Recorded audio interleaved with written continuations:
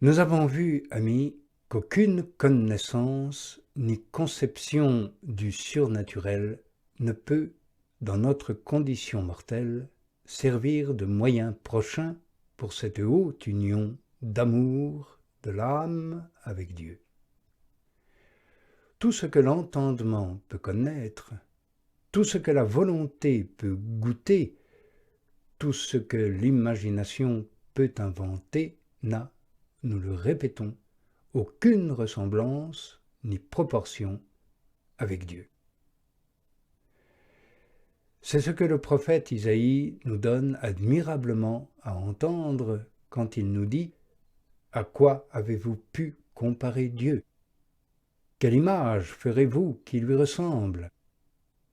Est-ce que par hasard celui qui travaille le fer pourrait vous en fabriquer une image ? Ou celui qui travaille l'or vous en faire une statue en or, ou celui qui travaille l'argent vous le représentez avec des lames d'argent. Par l'ouvrier sur le fer, on désigne l'entendement, dont l'office est de former les connaissances et de les dépouiller du fer des images représentatives et imaginatives. Par l'ouvrier sur l'or, on désigne la volonté, dont le propre est de recevoir la figure et la forme des délices que lui cause son amour.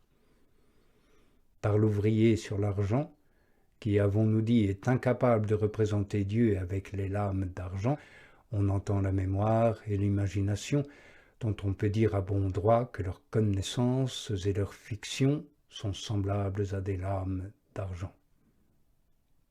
Tout cela revient à dire que ni l'entendement ne pourra, avec ses connaissances, comprendre quoi que ce soit de semblable à Dieu, ni la mémoire ne pourra mettre dans son imagination des connaissances et des images qui en approchent. Il est donc clair qu'aucune de ces connaissances ne saurait donner à l'entendement le moyen immédiat d'aller à Dieu. Pour approcher de Dieu, il doit plutôt faire abnégation de ses lumières que chercher à s'en servir. Se laisser mettre dans l'obscurité et les ténèbres, qu'ouvrir les yeux afin d'arriver au rayon divin.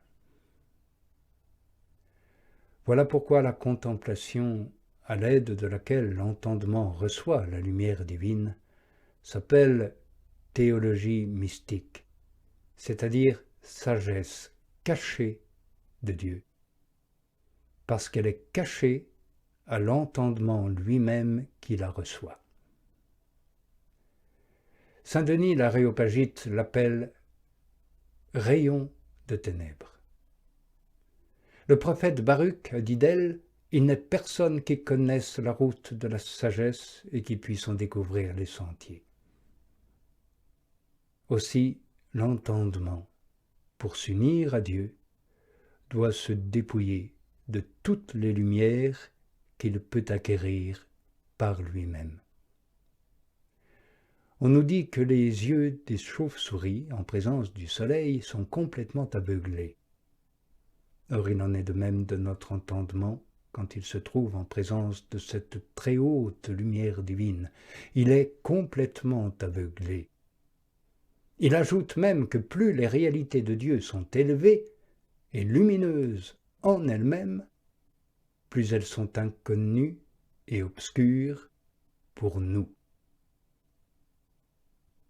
C'est là aussi ce que l'apôtre assure quand il dit « Ce qu'il y a de plus élevé en Dieu est ce qui est moins connu des hommes ».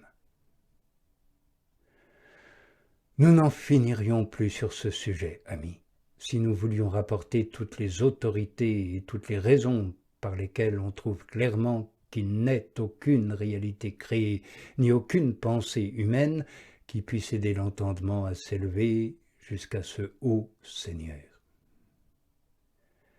Il faut savoir au contraire que si l'entendement veut profiter de toutes les réalités créées, ou de quelques-unes d'entre elles comme d'un moyen prochain à l'union divine, il y trouvera non seulement un obstacle pour gravir cette haute montagne, mais encore l'occasion de tomber dans une foule d'erreurs et d'illusions, précipices qui sont à droite et à gauche de ce chemin resserré du salut.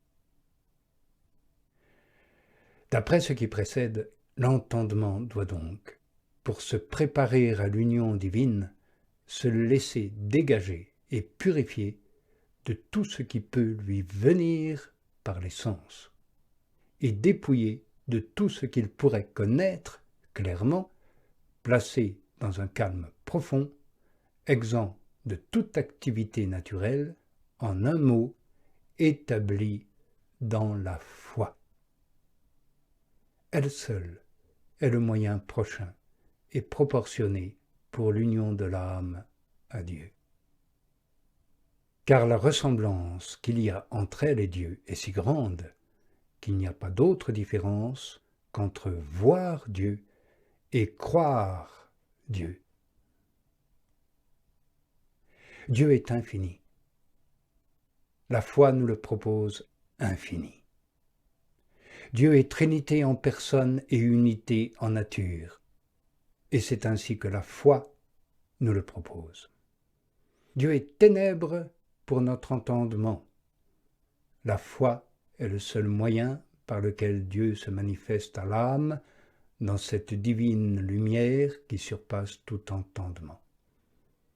Aussi, plus une âme a de foi, plus elle est unie à Dieu. Et une âme a la foi lorsqu'elle se sépare de tout ce qui l'empêche de la recevoir purement, simplement et de Dieu seul.